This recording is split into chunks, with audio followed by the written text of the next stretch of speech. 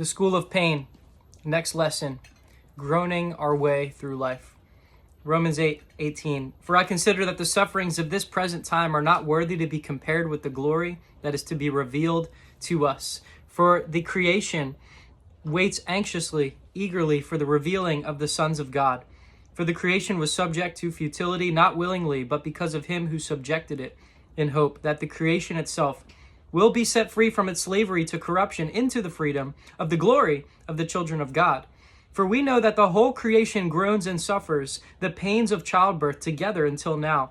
Not only this, but we ourselves, having the first fruits of the Spirit, even we ourselves groan within ourselves, waiting eagerly for our adoption as sons, the redemption of our body.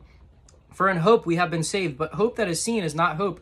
For who hopes for what he already sees? But if we hope for what we do not see, with perseverance we wait eagerly for it. In the same way, the Spirit also helps our weakness, for we do not know how to pray as we ought, but the Spirit himself intercedes for us with groanings too deep for words.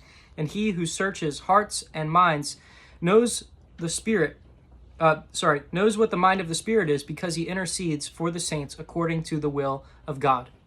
Verse 18 says, the sufferings of this time are not worthy to be compared with the glory that's to be revealed. The sufferings in this life, if you put it in a category of how painful it is, it's like a speck of dust on the compared to the scale of the glory that's going to be revealed. So we shouldn't overemphasize our suffering so much, because it's not worthy to even compare with the glory that we have. So remember to dwell and meditate on the glory that awaits you, in order that we don't make the problem bigger than it really is. Then Paul tells us in Romans that all of creation is groaning. The trees, the sea, the plants, everything is groaning. Even the rocks will cry out, Jesus said. They're all groaning to be redeemed, because creation was subject to pain. Ever since Adam and Eve sinned, the world was cursed. Mankind was cursed.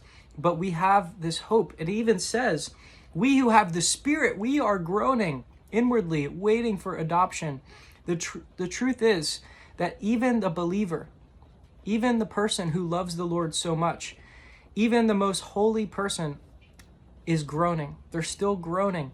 Groaning, it's like that sigh, like, oh, I just can't, we're suffering. We're sighing through life, because this life is not our home. We're waiting for the next life. C.S. Lewis says that we were made for another world. That's why this world doesn't satisfy.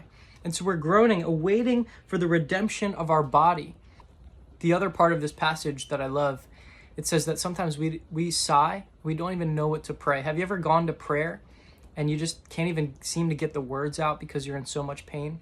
Or maybe you're just going through the day and there's so much on your mind, all you can do is just say, oh, Lord, You just sigh. You almost can't even get words out.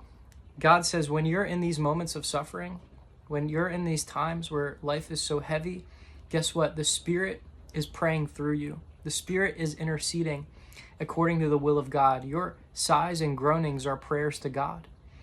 Your pain, God sees it and hears it, and it's going up to him as a prayer. And it's beautiful, because it also says in Isaiah that Jesus intercedes for us. He's ever lives to make intercession for us. So the Spirit is interceding for us. Jesus is interceding for us, and God hears our prayers. And it says that we hope for what we do not see, because we wait for it with patience. So stay patient, stay consistently leaning on the Lord in suffering, and know that we're all groaning together. That's why Paul was groaning. He said, my desire is to depart and be with Christ, for that is far better. But to remain here, it's necessary, so that I may have fruitful labor for the Lord. The reason you're still here is there's still more work to be done. But it's true that in every Christian, there's that desire to depart and be with Christ, for that is far better than this life here on the earth. But until then, let's labor for him, let's work for him, and let's get to know him in a deeper way. Amen.